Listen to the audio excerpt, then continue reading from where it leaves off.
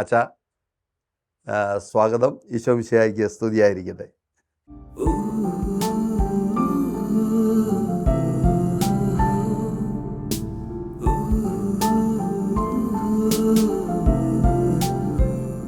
അച്ഛൻ സംസാരിക്കുമ്പോൾ ഇന്ന് നമ്മുടെ എല്ലാം കുടുംബങ്ങളിൽ സ്ത്രീകൾ വലിയ തോതിൽ പീഡനം അനുഭവിക്കുക, അല്ലെ മാറ്റി നിർത്തപ്പെടുക, അല്ലെങ്കിൽ അവഗണിക്കപ്പെടുക എന്നൊരവസ്ഥയുണ്ട്. നമ്മുടെ പഴമക്കാരൊക്കെ പറയുന്ന പോലെ കുടുംബത്തിൻ്റെ വിളക്ക് എന്ന് പറയുന്നത് സ്ത്രീയാണ് എന്ന് അച്ഛന് അടിവരയിട്ട് പറയുമ്പോൾ നമുക്കും നമ്മുടെ വീട്ടിൽ സഹോദരിമാരോട്, അതേപോലെ തന്നെ ഭാര്യയോട്, അമ്മയോട് കുറേ കൂടെയൊക്കെ സ്നേഹം പകർന്നു കൊടുക്കാനായിട്ടുള്ള ഒരു ദൂതായിട്ട് ഇതിനെ കണക്കാക്കാം. അമ്മയെ സ്നേഹിക്കുമ്പോഴാണ് അമ്മയുടെ സ്നേഹം വളരുന്നത്.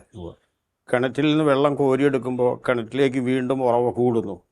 അതുപോലെ അമ്മയുടെ സ്നേഹം സ്വീകരിക്കുമ്പോൾ അമ്മയുടെ ഹൃദയം ത്രസിക്കുകയും സ്നേഹം വർദ്ധിക്കുകയും ചെയ്യുന്നു. അടുത്ത പ്രാവശ്യം നിങ്ങൾ വർദ്ധിച്ച സ്നേഹത്തിൽ നിന്നാണ് പങ്കുപറ്റാൻ പോകുന്നത്. ആ അമ്മയെ നിങ്ങൾ ഒരിക്കലും വേദനിപ്പിക്കാൻ പാടില്ല. ആ അമ്മയെ മുറിപ്പെടുത്തുന്നത് നിങ്ങളുടെ തന്നെ കഷ്ടവും നഷ്ടവുമാണ്. തീർച്ചയായിട്ടും. ഇനി നമുക്ക് ഭാര്യാഭർത്തൃ ബന്ധത്തിൽ നിന്ന് പിന്നീട് ഒരു ദൈവം യോജിപ്പിച്ചത് അതിൻ്റെ ഒരു ഫ്രൂട്ട്ഫുൾനെസ്സിനും കൂടെ വേണ്ടിയിട്ടാണല്ലോ. മക്കളെക്കുറിച്ചുള്ള കാര്യം കൂടെ അച്ഛനെന്ന്. മക്കളെ ജനിപ്പിക്കുന്നത് ഈ ലോകത്തിലെ ഏത് കൃത്യത്തെക്കാളും വിലപ്പെട്ട കൃത്യമാണല്ലോ. കാരണം ലോകത്തിൻ്റെ തിലകക്കുറി മനുഷ്യനാണെങ്കിൽ ആ മനുഷ്യനെ ജനിപ്പിക്കുന്നതല്ലേ ഏറ്റവും മഹത്തായ കൃത്യം. ആ മഹത്തായ കൃത്യത്തിന് നമ്മൾ ഒരുങ്ങുന്നുണ്ടോ, പ്രാർത്ഥിക്കുന്നുണ്ടോ, ചിന്തിക്കുന്നുണ്ടോ? അതിൻ്റെ മഹിമയെക്കുറിച്ച് നമ്മൾ ധ്യാനിക്കാറുണ്ടോ? അതിൻ്റെ മഹിമയെക്കുറിച്ച് നമ്മൾ പ്രഘോഷിക്കാറുണ്ടോ? അത് മക്കൾക്ക് പറഞ്ഞു കൊടുക്കാറുണ്ടോ? ഒന്നും ചെയ്യാറില്ലല്ലോ. നമ്മൾ എത്ര വലിയ കൃത്യവിലോപമാണ് കാണിക്കുന്നത്. അതുകൊണ്ട് ലൈംഗിക ബന്ധം എന്ന് പറയുന്നത് ദൈവത്തിൻ്റെ സൃഷ്ടികർമ്മത്തിൽ പങ്കാളിത്തമാണ് എങ്കിൽ ദൈവം സൃഷ്ടികർമ്മത്തിന് മുമ്പ് എന്തെല്ലാം കാര്യങ്ങൾ ചെയ്തുവോ, എത്രമാത്രം ഭവ്യതയോടുകൂടി ദൈവം അത് ചെയ്തുവോ, അതേ ഭവ്യതയിൽ തന്നെ ഈ ലൈംഗിക ബന്ധത്തിൽ ഏർപ്പെടാനും സ്ത്രീ പുരുഷന്മാർക്ക് കടമയുണ്ട്. നിരന്തരമായിട്ട് പ്രാർത്ഥിക്കുകയും ശക്തമായിട്ട് പ്രാർത്ഥിക്കുകയും വികാരങ്ങളുടെ വേലിയേറ്റത്തിൽ ഒഴുകിപ്പോകാതെ വിചാരങ്ങളുടെ സംശുദ്ധിയിൽ പ്രാർത്ഥനാനിരതനായി നിന്നുകൊണ്ട് ദൈവത്തിൻ്റെ കൃപയ്ക്കായിട്ട് യാചിച്ചുകൊണ്ട് വേണം ലൈംഗിക ബന്ധം ആരംഭിക്കാൻ. ലൈംഗിക ബന്ധത്തിൽ ആസക്തിയോ അതല്ലെങ്കിൽ അക്രമവാസനയോ അല്ലെങ്കിൽ കീഴടക്കാനുള്ള മനോഭാവമോ എന്തും കാണിക്കുന്നത് ഔചിത്യപൂർണമായിരിക്കില്ല. ലൈംഗിക ബന്ധം പുലർത്തണമെങ്കിൽ അതിനനുസരിച്ച മാന്യതയും മഹത്വവും സാവകാശവും ക്ഷമയും ഉണ്ടാവണം. അതിൽ അതൃപ്തി ഉണ്ടെങ്കിൽ ആ അതൃപ്തിയെ സ്നേഹപൂർവ്വം സ്വീകരിക്കണം. കാരണം ഏത് കാര്യത്തിലും മനുഷ്യൻ്റെ ഏത് പരിപൂർണതയിലും ഒരപൂർണതയുണ്ടാവും. എല്ലാം പൂർണ്ണമായ ഒന്നും ഈ ലോകത്തിലില്ല. ഈ ലോകം തന്നെ അപൂർണമാണ്. ഈ ലോകത്തിൽ മനുഷ്യ ചെയ്യുന്ന കാര്യങ്ങളും അപൂർണമാണ്. അങ്ങനെ അപൂർണതയിൽ അതൃപ്തി പ്രകടിപ്പിക്കാതെ അപൂർണത നമ്മുടെ ഓഹരിയാണെന്ന് ചിന്തിച്ചുകൊണ്ട് അതിനെ സ്നേഹപൂർവ്വം സ്വീകരിച്ച് മെച്ചപ്പെട്ട നിലയിൽ വീണ്ടും സ്നേഹബന്ധം പുലർത്താനായിട്ട് ശ്രമിക്കുകയാണ് ഭാര്യ ഭർത്താക്കന്മാർ ചെയ്യേണ്ടത്. അച്ഛൻ ഇത് പറഞ്ഞപ്പോൾ എനിക്ക് തോന്നിയൊരു കാര്യം, ഇപ്പം ഈ അഡ്വക്കേറ്റ്സ് ഒക്കെ പറയുന്നത് ഡിവോഴ്സ് കേസുകളിൽ ഒരു 90% മുകളിൽ ഈ ലൈംഗികപരമായിട്ടുള്ള അതൃപ്തിയാണ് അതിലേക്ക് നയിക്കുന്നത് എന്ന് പറയാറുണ്ട്. ഓക്കെ, അപ്പം ഈ ഒരു കുടുംബങ്ങളിലേക്ക് കൂടുതലായിട്ട് ഇറങ്ങിച്ചെല്ലാനായിട്ടുള്ള ഒരു നിയോഗമാണല്ലോ ശരിക്കും സഭ അച്ഛന് നൽകിയത്. പിന്നെ അതിനുള്ള പരിശ്രമങ്ങളും അല്ലെങ്കിൽ അതിൽ നിന്ന് അച്ഛന് കിട്ടിയ ഒരു സംതൃപ്തിയും അല്ലെങ്കിൽ അനുഭവങ്ങളും ഒക്കെ പങ്കുവയ്ക്കാം. ഓരോ ഇടവകയിലും ഈ ഇടവക ജനങ്ങളുമായിട്ടുള്ള ബന്ധം അതൊന്ന് പറയാം. ഇടവകയിലെ ജനങ്ങളുമായിട്ടുള്ള ബന്ധമെന്ന് പറയുന്നത് ജനങ്ങളെ ആദ്യമായിട്ട് മനസ്സിലാക്കുമ്പോഴാണ് അവരുമായിട്ടുള്ള ബന്ധം തുടങ്ങുന്നത്. അവരുടെ ദുഃഖങ്ങൾ, അവരുടെ വേദനകൾ, അവരുടെ പ്രയാസങ്ങൾ, അത് എല്ലാ കാര്യത്തിലും അവരുടെ പ്രയാസങ്ങൾ വൈദികൻ അറിയണം. അതെങ്ങനെ അറിയും? അത് അവരോട് ചോദിച്ച് മനസ്സിലാക്കണം. പ്രൈവറ്റ് ആയിട്ട് ചോദിക്കേണ്ട കാര്യങ്ങൾ പരസ്യമായിട്ട് കുടുംബത്തിൽ ഇരുന്നുകൊണ്ട് ചോദിക്കരുത്. അത് പ്രൈവറ്റ് ആയിട്ട് ചോദിച്ച് മനസ്സിലാക്കണം. ചോദിക്കുമ്പോൾ നമ്മളിലെ മനുഷ്യൻ പക്വമതിയും പാകതയുള്ളവനും ആയിരിക്കണം. അത് കുമ്പസാരത്തിൽ ഉപദേശം നൽകുമ്പോൾ പോലും വിരക്തനായി നിന്നുകൊണ്ട് ഉപദേശിക്കാൻ വൈദികന് കഴിയണം. നിഷ്പക്ഷമായ ഉപദേശം, വ്യക്തിയെ മാനസാന്തരപ്പെടുത്തുന്ന ഉപദേശം. പുരോഹിതന്റെ ഉപദേശം കേൾക്കുമ്പോൾ കേൾക്കുന്ന ആൾക്ക് തോന്നണം ഈ വൈദികൻ അനാസക്തനാണെന്നും ഇദ്ദേഹം പറയുന്ന കാര്യങ്ങൾ എനിക്ക് വേണ്ടിയാണ് പറയുന്നതെന്നും എനിക്ക് വേണ്ടി മാത്രമാണ് പറയുന്നതെന്നും അദ്ദേഹത്തിന് മനസ്സിലാക്കണമെങ്കിൽ ഇദ്ദേഹം വിരക്തനായിരിക്കണം. അദ്ദേഹം ഒരു താല്പര്യത്തോടുകൂടി ജിജ്ഞാസയെ വർദ്ധിപ്പിക്കാനുള്ള ചോദ്യങ്ങളൊക്കെ ചോദിക്കുന്നത് ആ കൂദാശയെ, ഉപസാരം എന്ന കൂദാശയെ തകർത്ത് കളയും. അതുപോലെ കുടുംബജീവിതത്തിലും ഭാര്യയോട് ചോദിക്കേണ്ട കാര്യങ്ങൾ ഭാര്യയോട് മാത്രമായിട്ട് ചോദിച്ച് മനസ്സിലാക്കണം. അത് ഈ പറഞ്ഞ വിരക്തിയോടും നിസ്സംഗതയോടും കൂടി ചോദിച്ച് മനസ്സിലാക്കി അവർക്ക് ഉപകാരപ്പെടുന്ന കാര്യങ്ങൾ വളരെ സ്നേഹത്തോടെ പറഞ്ഞ് ധരിപ്പിക്കാൻ നമ്മൾ പഠിക്കണം. എല്ലാ മനുഷ്യർക്കും, ഏത് രാജാവിനായാൽ പോലും ലൈംഗിക ബന്ധം എപ്പോഴും അതിൻ്റെ പരിപൂർണതയിൽ ചെയ്യാൻ കഴിഞ്ഞു എന്ന് വരികയില്ല. കാരണം മനുഷ്യ ശരീരം എപ്പോഴും മാറിക്കൊണ്ടിരിക്കുന്ന ഒരവസ്ഥയിലാണ്. അതിൻ്റെ ഭാവങ്ങളും താല്പര്യങ്ങളും ആഗ്രഹങ്ങളും എല്ലാം ഇങ്ങനെ എപ്പോഴും വ്യതിയാനത്തിന് വിധേയമാണ്. അങ്ങനെ വ്യതിയാനത്തിന് വിധേയമായ ഒരു ശരീരത്തെ കൊണ്ട് എപ്പോഴും ഒരുപോലെ പ്രവർത്തിക്കാൻ സാധിച്ചു എന്ന് വരികയില്ല എന്ന് എല്ലാ മനുഷ്യരും മനസ്സിലാക്കണം. അപ്പോൾ നമ്മുടെ ശരീരത്തിൻ്റെ കുറവുകളെ, കഴിവുകേടുകളെ നമ്മൾ അംഗീകരിക്കണം. കാരണം ശരീരത്തിൻ്റെ കുറവുകളെ അംഗീകരിക്കുന്നതാണ് വിജയത്തിലേക്കുള്ള സോപാനം. അപ്പോൾ അതുകൊണ്ട് വിജയിക്കണമെന്ന വരിയിൽ കുറവുകളെ അംഗീകരിച്ച് അതുമായിട്ട് താതാത്മ്യപ്പെട്ട് അതുമായിട്ട് പൊരുത്തപ്പെട്ട് ഒരു വിശുദ്ധ ജീവിതം നയിക്കാനായിട്ട് ശ്രദ്ധിക്കണം. അച്ഛാ, ഈ ഇടവകളിൽ ഈ കുടുംബങ്ങളെയൊക്കെ സന്ദർശിക്കുമ്പോൾ അവിടത്തെ ജീവിതം അല്ലെങ്കിൽ അവരുടെ ബന്ധം അതെല്ലാം അച്ഛന് മനസ്സിലാക്കാനായിട്ട് പറ്റിയിട്ടുണ്ട്. കുറെ ഒരു പരിധി വരെയൊക്കെ സാധിച്ചിട്ടുണ്ട്. അപ്പോൾ ആ ഒരു കുടുംബ ജീവിതത്തിൽ അവർക്ക് എന്താ പറയുന്നത്, ഈ ഒരു വിശ്വാസത്തിലേക്ക് അല്ലെ അച്ഛൻ പറഞ്ഞ ഈ ഒരു ബോധ്യങ്ങളിലേക്കൊക്കെ വളർന്നു വരാനായിട്ടുള്ള എന്തെങ്കിലും തരത്തിലുള്ള പ്രവർത്തനങ്ങൾ ആ രീതിയിൽ കുടുംബജീവിതത്തിൽ തകർച്ചകൾ ഉണ്ടാവാം. ആ തകർച്ചകൾ എന്തുകൊണ്ട് വരുന്നു എന്നുള്ളത് അവരെ പറഞ്ഞ് മനസ്സിലാക്കിയാൽ ആ തകർച്ചയിൽ നിന്ന് ക്രമേണ അവർ ഉയരും. അത്തരത്തിലുള്ള എന്തെങ്കിലും ഒരു അനുഭവം അച്ഛന് പറയാനുണ്ടാവും? സ്ത്രീ എൻ്റെ അടുക്കൽ വന്ന്, ഞാൻ പള്ളിമുറിയിലിരിക്കുമ്പോൾ എന്നെ കാണാനായിട്ട് വന്നു. ആ സ്ത്രീ എന്നോട് പറഞ്ഞു, അച്ഛാ, ഞാൻ ആത്മഹത്യ ചെയ്യാത്തത് അച്ഛൻ ശവസംസ്കാരത്തിന് വരികയെന്ന് എനിക്ക് ഉറപ്പുള്ളത് കൊണ്ടാണ്. അച്ഛൻ ശവസംസ്കാരത്തിന് വരുമെന്ന് എനിക്ക് ഉറപ്പുണ്ടെങ്കിൽ ഞാൻ ആത്മഹത്യ ചെയ്യാവുന്ന അവസ്ഥയിലാണ് ഞാനിപ്പോൾ നിൽക്കുന്നത്. അപ്പോൾ ഞാൻ ആ സ്ത്രീയോട് ചോദിച്ചു, നിങ്ങൾക്ക് എന്താണ് നിങ്ങളുടെ വിഷമം? ഭർത്താവിൻ്റെ അപ്പൻ എന്നെ കൂടെ ശല്യപ്പെടുത്തുന്നു. ഭർത്താവ് മദ്യപിച്ചു വന്ന് എന്നെ മർദ്ദിക്കുകയും ചീത്ത പറയുകയും എൻ്റെ ഉറക്കം കെടുത്തുകയും ചെയ്യുന്നു. കുറേ കാലമായി ഞാനിങ്ങനെ ജീവിക്കാൻ തുടങ്ങിയിട്ട് സഹിക്കുകയാണ്. എൻ്റെ കുഞ്ഞുങ്ങൾക്ക് പോലും വയറ് നിറച്ച് ഭക്ഷണം കൊടുക്കാൻ എനിക്ക് കഴിയാത്ത ദുഃഖം എന്നിലുണ്ട്. ഈ ദുഃഖവുമായിട്ട് ഞാൻ മുന്നോട്ട് പോകുന്നു. അതുകൊണ്ട് എനിക്ക് ആത്മഹത്യ ചെയ്യണമെന്ന് തന്നെയാണ് താല്പര്യം. നിന്റെ ജീവിതം ഇതിലും കഷ്ടത്തിലായാൽ പോലും നീ ആത്മഹത്യയെക്കുറിച്ച് ചിന്തിക്കാൻ പാടില്ല. കാരണം ആത്മാവിനെ നിനക്ക് തന്ന ദൈവം നിനക്ക് വലിയൊരു ദാനമാണ് തന്നത്. ആത്മാവിലൂടെയാണ് നീ ജീവിക്കുന്നത്. നീ ആത്മാവിൻ്റെ പ്രവർത്തനങ്ങളിലേക്ക് മടങ്ങണം. നീ ഇപ്പോൾ ചിന്തിക്കുന്നത് നിന്റെ കുടുംബജീവിതത്തിൻ്റെ ദുഃഖങ്ങളെക്കുറിച്ചാണ്, ഭർത്താവിൻ്റെ ശല്യങ്ങളെക്കുറിച്ചാണ്. നിന്റെ ഭർത്താവിൻ്റെ പിതാവ് നിന്നെ ശല്യപ്പെടുത്തുന്നതിൽ നിനക്ക് വളരെ സങ്കടമുണ്ട്. ഇതൊക്കെ ശരിയാണ്.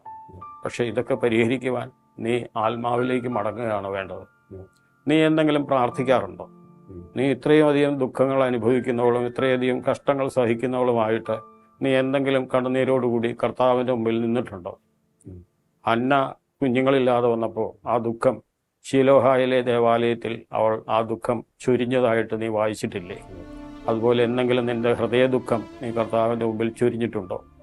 ഇല്ലെങ്കിൽ പിന്നെ നിനക്ക് സമാശ്വാസം കിട്ടണമെന്ന് ആവശ്യപ്പെടാൻ എന്ത് ന്യായമാണുള്ളത്? നിനക്കൊരു ന്യായമേ ഉള്ളൂ. നീ പ്രാർത്ഥിച്ചിട്ടുണ്ടോ?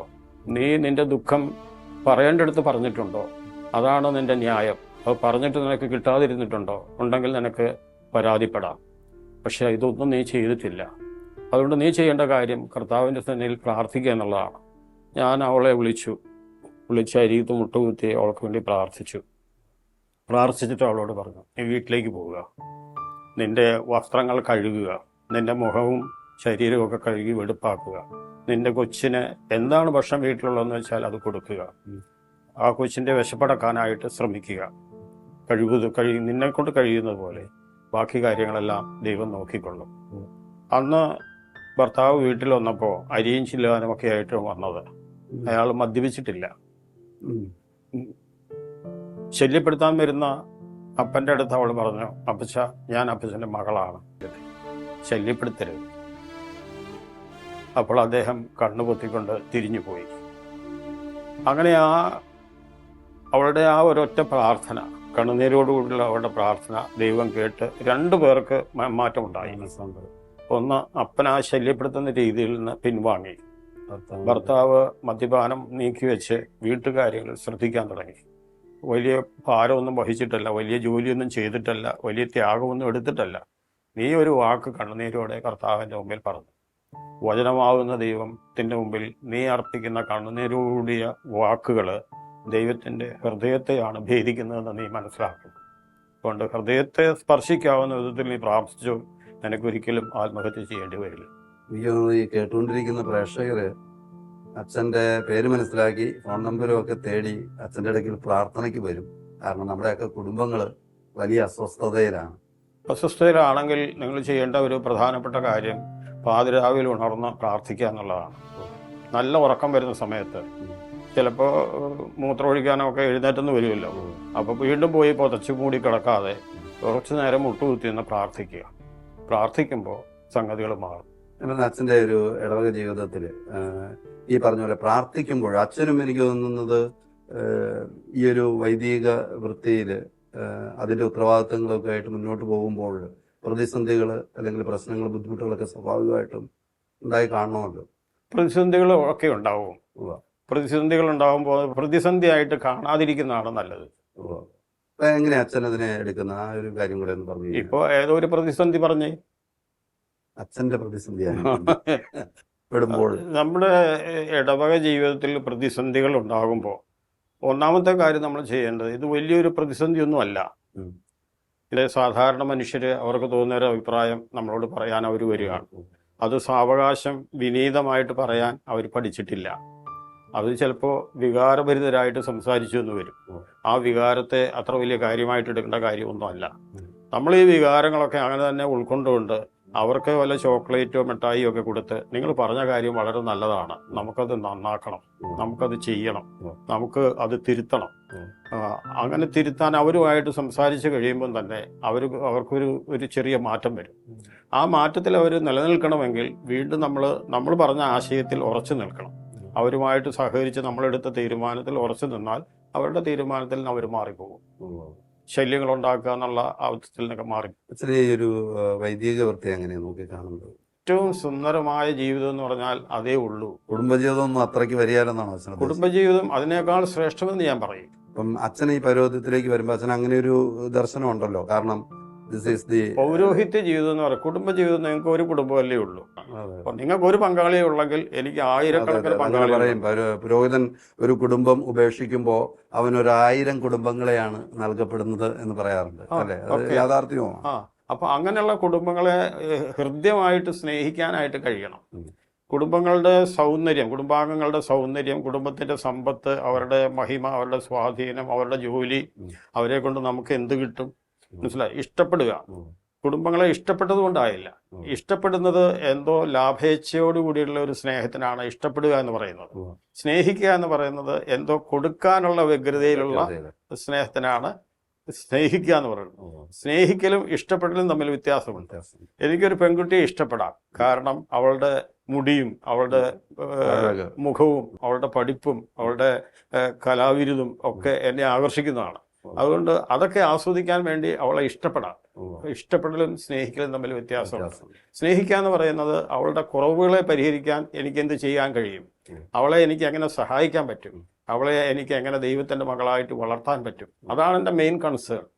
അവളെ ദൈവത്തിന്റെ മകളാക്കി എടുത്താൽ ദൈവം അവളെ നോക്കിക്കൊള്ളും, അവൾ ദൈവത്തെ നോക്കിക്കൊള്ളും.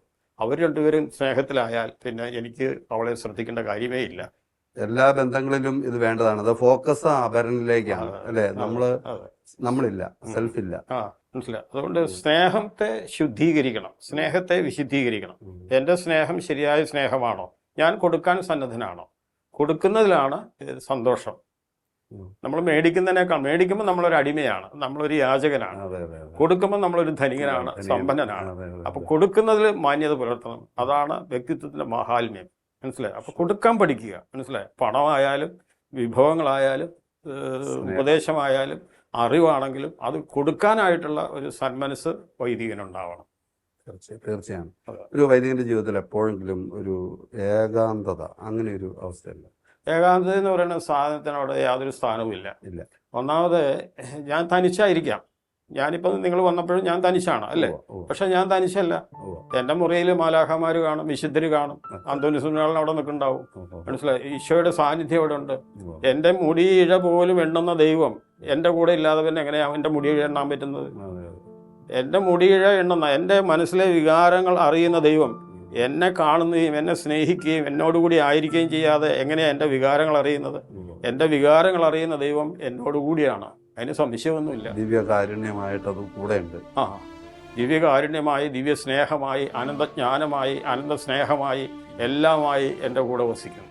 പിന്നെ എനിക്കെവിടെ ഏകാന്തതയ്ക്ക് നേരം? എനിക്ക് ഏകാന്തത വരുന്നത് എന്താണെന്ന് ചോദിച്ചു കഴിഞ്ഞാൽ എനിക്ക് ചില സ്വാർത്ഥ താല്പര്യങ്ങളൊക്കെ ഉണ്ട്. എനിക്ക് കത്തീഡ്രൽ പള്ളി വികാരിയാകണം. മനസ്സിലായി? കത്തീഡ്രൽ പള്ളി വികാരിയാകുന്നതും ഒരു പുറമ്പോക്കിലെ ഒരു കൊച്ചു ദേവാലയത്തിൽ 19 വീട്ടുകാരുമായിട്ട് കഴിയുന്നതിൽ ഏറ്റവും നല്ലത് 19 വീട്ടുകാരുമായിട്ട് കഴിയുന്നതാണ്. കാരണം അവരെ ഹൃദ്യമായിട്ട് സ്നേഹിക്കാൻ നമുക്ക് സന്ദർഭം കിട്ടും. മറ്റൊരു വലിയ വ്യവസായ മേഖലയാണ്. മനസ്സിലായോ? കുറി ഓഫീസും, മനസ്സിലായോ, മറ്റു പല കാര്യങ്ങളും, കച്ചവടവും ബിസിനസ്സും കല്ലറയും അതിൻ്റെ ധനവും ഇതെല്ലാം കൂടി ഒരു ഭാരമാണ് നമുക്ക്. ഇവിടെ പാവപ്പെട്ട ജനങ്ങളേ ഉള്ളൂ, അവർക്കൊന്നുമില്ല. അവർ നമ്മളാണ് എല്ലാം.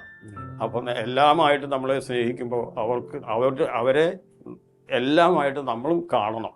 നമ്മുടെ സ്വത്ത് അവരാണ്, നമ്മുടെ ധനം അവരാണ്, നമ്മുടെ ബലം അവരാണ്, നമ്മുടെ കൂട്ടവരാണ്. അങ്ങനെ അവരുമായിട്ട് ഐക്യത്തിൽപ്പെട്ട് കഴിയുമ്പോൾ അവർ വളരും, നമ്മളും വളരും. ഈ ഒരു ബലിയർപ്പണത്തെക്കുറിച്ചും അച്ഛൻ്റെ ബലിയർപ്പണത്തെക്കുറിച്ചും പ്രാർത്ഥനയെക്കുറിച്ചും ഒക്കെ ഒന്ന് പറയാം. പ്രാർത്ഥിക്കാനിരിക്കുമ്പോൾ ഒരു ശരീരം ശുദ്ധമായിട്ട് കഴുകണം. ഓക്കെ. ശരീരം ശുദ്ധമായിരിക്കും, വെടുപ്പായിരിക്കണം ശരീരം. ദൈവസന്നിധിയിൽ പ്രവേശിക്കുമ്പോൾ, പ്രാർത്ഥിക്കാൻ പോകുമ്പോൾ ദൈവസന്നിധിയിൽ പ്രവേശിക്കുകയാണ്. ദൈവസന്നിധിയിൽ പ്രവേശിക്കുമ്പം ശരീരം ശുദ്ധമായിരിക്കും. ശരീരം വെള്ളം കൊണ്ട് കഴുകുമ്പോൾ എന്നതുപോലെ മനസ്സ് വചനം കൊണ്ട് കഴുകണം. അപ്പോൾ ബൈബിൾ എടുത്ത് ആദ്യം, ദൈവമേ ഞാൻ എങ്ങനെ പ്രാർത്ഥിക്കണമെന്നാണ് അങ്ങ് ആഗ്രഹിക്കുന്നത്, അങ്ങ് എനിക്ക് വെളിപ്പെടുത്തി തായോ. അങ്ങയുടെ വെളിപാട് സ്വീകരിക്കാനൊന്നും ഞാൻ യോഗ്യനല്ല, എങ്കിലും അങ്ങ് കാരുണ്യവാനാണല്ലോ. ഒന്നുമില്ലാത്തവനെ സ്നേഹിക്കുന്ന, ഒന്നുമില്ലാത്തവനാണല്ലോ പാവി. പാവിയെ തേടിയാണല്ലോ വന്നത്. ഇതാ ഇവിടെ ഒരു നല്ല പാവിയുണ്ട്, എനിക്ക് അങ്ങയുടെ വചനം തായോ. നമ്മൾ ബൈബിൾ തുറന്ന് വായിക്കുമ്പോൾ നമുക്ക് പലതും കിട്ടും അതിൽ. അപ്പോൾ ആ ഡിറക്ഷൻ അനുസരിച്ച് നമ്മുടെ പ്രാർത്ഥന മുന്നോട്ട് പോകണം. തന്നെയല്ല, ബൈബിൾ വായിക്കുമ്പോഴും എഴുതുമ്പോഴുമാണ് നമ്മുടെ ശരീരത്തിന് ഏകാന്തതയും സമഗ്രതയും ഉണ്ടാകുന്നത്. വായനയും എഴുത്തും ഇല്ലെങ്കിൽ അച്ഛൻ സ്കാറ്റേഡാണ്, ഡിസ്റ്റർബ്ഡാണ്. അപ്പോൾ വായനയും എഴുത്തുണ്ടായി കഴിഞ്ഞാൽ കൂടുതൽ കോൺസെൻട്രേറ്റഡ് ആവും, ഏകാഗ്രത വരും, സമഗ്രത ഉണ്ടാവും. അച്ഛൻ പൂർണ്ണം തന്നെക്കുറിച്ച് തന്നെ ബോധവാനാകും. അങ്ങനെ ബോധവാനായിരിക്കുന്ന സന്ദർഭത്തിൽ താൻ എന്തായിരിക്കുന്നു അതുപോലെ തന്നെ ദൈവസന്നിധിയിൽ സമർപ്പിക്കുക. ബലഹീനനും നിരാശ്രയനും പാപിയുമായ ഞാൻ ഈ മഹാപ്രപഞ്ചത്തിലെ ഏകനായിട്ട് ജീവിക്കുന്നു. അങ്ങ് മാത്രമേ ഒരു സഹായമുള്ളൂ, അങ്ങ് മാത്രമേ ഒരു വെളിച്ചമുള്ളൂ, അങ്ങ് മാത്രമേ ഒരു ആശ്രയമുള്ളൂ. അങ്ങനെ കൈവിടാൻ പാടില്ല. പ്രാർത്ഥനയിലാണ് അങ്ങനെ പ്രാർത്ഥിച്ചു തുടങ്ങും. പിന്നെ നമ്മൾ ജപമാല ചൊല്ലുകയോ വേറെ നമ്മുടെ പ്രാർത്ഥനകൾ, ഇഷ്ടപ്രാർത്ഥനകൾ ചൊല്ലുകയോ ഒക്കെ ചെയ്യുന്നത് ഇതിന് ശേഷമാകാം. നമ്മൾ ഏറ്റവും നല്ലത് ദൈവത്തിൻ്റെ അനന്ത സ്നേഹത്തെക്കുറിച്ച് പ്രാർത്ഥിക്കുന്നതാണ് ഏറ്റവും നല്ലത്. മോശയുടെ പ്രാർത്ഥനയുണ്ട്, നിയമാവർത്തന പുസ്തകം 38-ാം അധ്യായം. മോശ എത്ര മനോഹരമായിട്ട് പ്രാർത്ഥിക്കുന്നു. മോശയ്ക്ക് അത്ര അറിവ് കിട്ടാനുള്ള ഒരു കാര്യമൊന്നുമില്ല. ഈജിപ്തിലെ വിജാതികളുടെ കൂട്ടത്തിൽ വളർന്നവനല്ലേ. അപ്പോൾ ക്രിസ്തീയമായ അറിവൊന്നും അത്ര കാര്യമായിട്ടുണ്ടാവില്ല. പക്ഷേ മോശ പ്രാർത്ഥിക്കുന്നത് മുഴുവനും വളരെ മനോഹരമായ പ്രാർത്ഥനയാണ്. മനസ്സിലായോ? അതുപോലെ നമുക്കും പ്രാർത്ഥിക്കാൻ കഴിയണമെങ്കിൽ നമ്മുടെ ബലഹീനതകൾ ദൈവത്തിൻ്റെ സന്നിധിയിൽ സമർപ്പിക്കുക. നമുക്ക് എന്തെല്ലാം ഉണ്ടോ അതെല്ലാം ദൈവസന്നിധിയിൽ സമർപ്പിക്കുക. പലരുടെയും ഒരു വലിയ പ്രശ്നം, പ്രത്യേകിച്ച് പ്രായമായ മനുഷ്യരുടെ വലിയൊരു പ്രശ്നം, പല വിചാരങ്ങൾ അവരെ ശല്യപ്പെടുത്തുന്നു. അത് അവരുടെ ചെറുപ്പകാലത്തിലെ ഒരു ജീവിതം വഴിവിട്ട ജീവിതമാണെങ്കിൽ വഴിവിട്ട ജീവിതത്തിലെ അനുഭവങ്ങളെ കൂടെ മനസ്സിലേക്ക് വരികയും അതൊരു പ്രലോഭനമായും അതൊരു വലിയൊരു തടസ്സമായിട്ട് അവരുടെ മനസ്സിൽ നിൽക്കുകയും ചെയ്യും. അങ്ങനെ നിൽക്കുന്നവർക്ക് എന്താണ് പ്രതിവിധി? അവർ ശ്രദ്ധിക്കേണ്ട ഒരു കാര്യം, ഇങ്ങനെയുള്ള ചിന്തകൾ നിൽക്കുമ്പോൾ അതിനെയൊക്കെ വെല്ലാവുന്ന ഒരു ചിന്ത നമ്മുടെ ബൈബിളിൽ കിടക്കും. ഉം. ആ ബൈബിളിലെ തിരുവചനങ്ങൾ വായിച്ച് ധ്യാനിക്കുക. ഒരു നിമിഷമല്ല, പല പ്രാവശ്യം വായിക്കുക. നിരന്തരമായിട്ട് വായിച്ചു കൊണ്ടിരിക്കുമ്പോൾ നിന്റെ ചിന്തകൾ തന്നെ മാറിപ്പോകും. പിന്നെ ദൈവത്തോട് നിരന്തരമായിട്ട് ഹൃദയം തുറന്ന് പ്രാർത്ഥിക്കുക. അപ്പോൾ തീർച്ചയായിട്ടും അതിനൊക്കെ മാറ്റും. ഈ വചനത്തെ സ്വീകരിക്കുന്നതിലും കൊടുക്കുന്നതിലും നമുക്ക് കുറച്ച് കുറവ് സംഭവിച്ചിട്ടുണ്ട് എന്ന് തോന്നിയിട്ടുണ്ടോ? എന്ത് തിരുവചനത്തെ തിരുവചനം സ്വീകരിക്കുന്നതിലും കൊടുക്കുന്നതിലും നമുക്കൊരു കുറവുണ്ടായിട്ടുണ്ടെന്ന് തോന്നുന്നു. ഒരു 960 ഈ കരിസ്മാറ്റിക് കാലം തുടങ്ങുന്ന ഏതാണ്ട് ഒരു 74 കൂടിയവറ്റൊക്കെ. 74 മുമ്പ് നമ്മുടെ പള്ളി പ്രസംഗങ്ങളൊക്കെ ഒരു മോറലൈസിങ് ടോക്കായിരുന്നു. മനസ്സിലായോ? അത് ഏതെങ്കിലും ഒരു വിശുദ്ധന്റെ കഥയോ അല്ലെങ്കിൽ ഒരു നല്ല മനുഷ്യന്റെ കഥയോ ഒക്കെ എടുത്ത് പറഞ്ഞിട്ട് ഇങ്ങനെ കക്കാൻ പാടില്ല, വ്യഭിചാരം ചെയ്യാൻ പാടില്ല, മോഷ്ടിക്കാൻ പാടില്ല, അങ്ങനെ ചെയ്യാൻ പാടില്ല, ഇങ്ങനെ ചെയ്യാൻ പാടില്ല എന്നുള്ള പറച്ചിലായിരുന്നു പള്ളി പ്രസംഗങ്ങൾ. നിയമകേന്ദ്രീകൃതമായിട്ട് ബന്ധമൊന്നും ഇല്ല ഇതിന്. അതിങ്ങനെ ഇങ്ങനെ പടാർത്ഥം ഇങ്ങനെ അടിച്ചു വിട്ടു. മനസ്സിലായോ? അതിലധികം ഈ മോറലൈസിങ് ആയിരുന്നു. അതായത് 10 കൽപ്പനകളെ ലംഘിക്കാൻ പാടില്ല എന്നുള്ളൊരു അർത്ഥം വരാവുന്ന തരത്തിൽ ചില സംഭവങ്ങളും കാര്യങ്ങളും ഒക്കെ പറഞ്ഞു. ചിലപ്പോൾ ഈ പറയുന്ന പ്രസംഗം തന്നെ ഒരു ഇമ്മോറൽ പ്രസംഗമായി പോകാം. കാരണം നമ്മളത് ശ്രദ്ധിച്ചിരുന്നില്ല. വചനം കൊടുക്കുന്നത് ഒരു കാര്യമായിട്ട് എടുത്തിരുന്നില്ല. വചനം കാര്യമായിട്ട് എടുത്തത് പാദ്രി പിയോയാണ്, വിശുദ്ധ അന്തോനീസാണ്. മനസ്സിലായി? അവരൊക്കെ പ്രസംഗിച്ചപ്പോൾ അതിനനുസരിച്ച് മാറ്റങ്ങളുണ്ടായി. അന്തോനീസ് പ്രസംഗിച്ചപ്പോൾ ലക്ഷക്കണക്കിന് ആളുകളാണ് കരഞ്ഞുകൊണ്ട് മാനസാന്തരത്തിലേക്ക് വന്നത്. സ്നാപക യോഹന്നാൻ്റെതിനേക്കാൾ വലിയ മാനസാന്തരമാണ് വിശുദ്ധ അന്തോനീസിന്റെ പ്രസംഗത്തിൽ സംഭവിച്ചത്. എങ്ങനെയാണ് അത് സംഭവിച്ചത്? അദ്ദേഹം ഒരു ലിസ്ബണിലെ ഗവർണറുടെ മകനായിരുന്നു. ഫെർണാണ്ടോ എന്നായിരുന്നു പേര്. ഒരേ ഒരു മകനേ ഉള്ളൂ. രാജകുമാരിയായിട്ട് കല്യാണം ഉറപ്പിച്ചു വെച്ചിരിക്കുക, അപ്പനും രാജാവും കൂടെ കൂടിയിട്ട്. മനസ്സിലായോ? 10,000 എസ്റ്റേറ്റുകൾ ഉണ്ടായിരുന്ന ഒരു കുടുംബം. മെർട്ടീനോ ആണ് അപ്പൻ്റെ പേര്, തെരേസ മെർട്ടീനോ ആണ് അമ്മയുടെ പേര്. ഇവർ രണ്ടുപേരും ഭയങ്കര സ്വത്തുള്ളവരായിരുന്നു. പക്ഷെ അന്തോനീസിന് ഇതൊന്നും വേണ്ട. അന്തോനീസ് ആഗ്രഹിച്ചത് ഷേബാരാജ്ഞി പറഞ്ഞതുപോലെയാണ്. ഷേബാരാജ്ഞി ദക്ഷിണദേശത്തു നിന്ന് വരുന്നത് എന്തുകൊണ്ടാണ്? സോളമന്റെ വിജ്ഞാനം കേൾക്കാൻ. ഈശോ എന്താണ് പറയുന്നത്? ഇതാ ഇവിടെ സോളമനേക്കാൾ വലിയവൻ. ഈ വലിയവനെ ശ്രദ്ധിക്കുകയായിരുന്നു അന്തോനീസ് ചെയ്തത്. അതുകൊണ്ട് അന്തോനീസ് അഗസ്റ്റീനിയൻ സഭയിൽ നിന്ന് ഫ്രാൻസിസ്കൻ സഭയിലേക്ക് മാറിപ്പോയി. അവിടെ ചെന്ന് അങ്ങോട്ട് പ്രസംഗിക്കാൻ തുടങ്ങി. പ്രസംഗിക്കുന്നതിന് മുമ്പ് അദ്ദേഹം ചെയ്യുന്നത് എന്താണ്?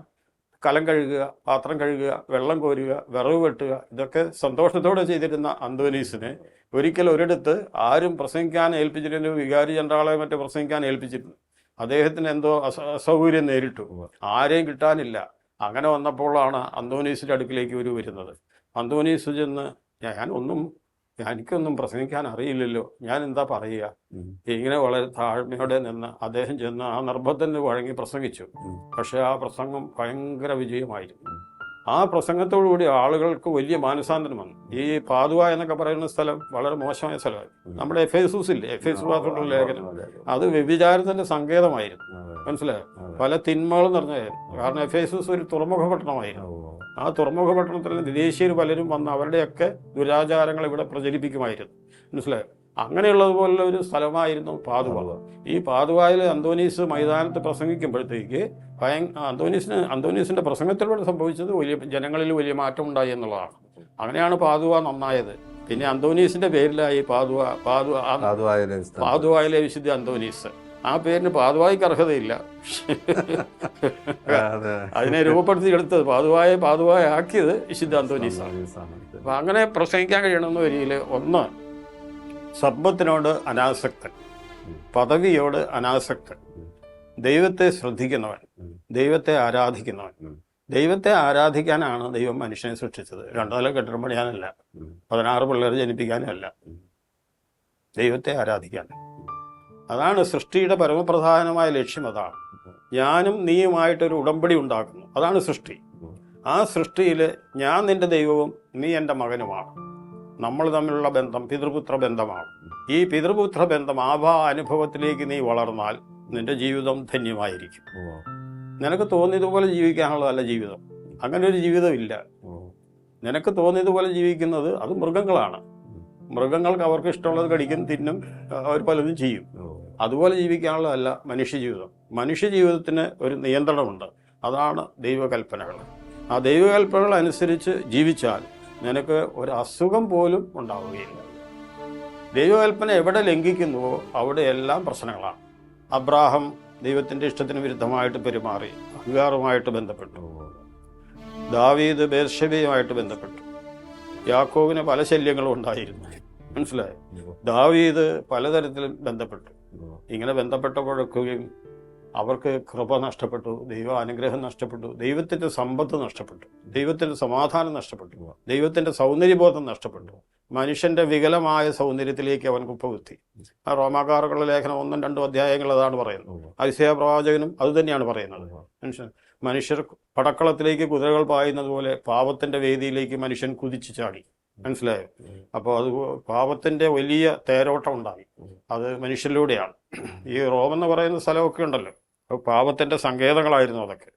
ഒഴവ് ചാലിൽ കിടന്ന് വ്യഭിചാരം ചെയ്ത ധാരാളം കഥകളുണ്ട് അവിടെ. അപ്പം അങ്ങനെയുള്ള വ്യഭിചാരവും വിഗ്രഹാരാധനയും, മനസ്സിലായോ, ദ്രവ്യാഗ്രഹവും ഒക്കെ നിറഞ്ഞു നിന്ന ഒരു ലോകത്തിലേക്കാണ് ഈശോ വരുന്നത്. അനാസക്തനായി അവൻ പുൽക്കൂട്ടിൽ ജനിക്കുന്നത് തന്നെ ഒരു വലിയ സത്യം ഉദ്ഘോഷിച്ചുകൊണ്ടാണ്. ഞാൻ അനാസക്തനാണ്, ഞാൻ സൃഷ്ടാവാണ്, എനിക്കൊന്നിൻ്റെയും ആവശ്യമില്ല, എല്ലാം എൻ്റെ സ്വന്തമാണ്. അതുകൊണ്ട് തന്നെ അവയുടെ നിലയ്ക്ക് ഞാൻ വിട്ടിരിക്കുകയാണ്. മനസ്സിലായോ? ഈ ഒരു ബോധ്യത്തിലേക്ക് നമ്മൾ എത്തിച്ചേരണം അല്ലേ? വലിയ പാടാ.